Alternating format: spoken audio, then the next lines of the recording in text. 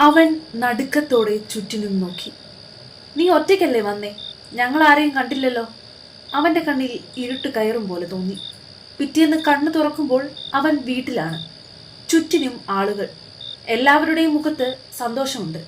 പക്ഷേ അവൻ അവന്റെ കൂട്ടുകാരെ ഒന്നും അവിടെ കണ്ടില്ല. അവിടെയുള്ളവരാരും അവനോടൊന്നും ചോദിച്ചതുമില്ല. അവൻ എന്തോ പന്തികേട് തോന്നി. ആശുപത്രിയിൽ നിന്ന് വീട്ടിൽ വന്ന ശേഷം അവൻ കൂട്ടുകാരെ ആരെയും കണ്ടിട്ടുമില്ല. അവനത് ഓർത്തപ്പോൾ ദേഷ്യം വന്നു. ഉച്ചതിരിഞ്ഞപ്പോൾ അവൻ പുറത്തേക്കിറങ്ങി.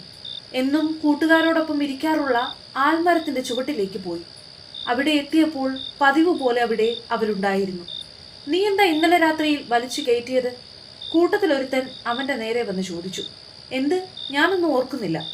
നമുക്ക് വഴി തെറ്റിയതല്ലേ, അല്ലാണ്ടൊന്നും അല്ലല്ലോ, അവൻ അമ്പരപ്പോടെ ചോദിച്ചു.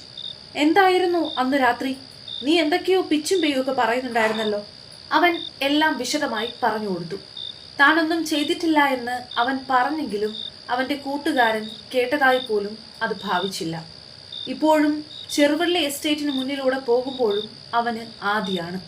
കത്തിച്ചു പിടിച്ച വീടിയുമായി അയാൾ കാടിറങ്ങി വരുന്നുണ്ടോ എന്നവൻ നോക്കും. ആ സ്ഥലമാകെ നേരത്തെ ഇരുട്ട് വീഴും. വവ്വാലുകൾ കൂട്ടമായി റബ്ബർ മരത്തിനിടയിലൂടെ പറന്നു പോകുന്നത് നോക്കി അവൻ അവിടെ കുറച്ചു നേരം നിന്നു.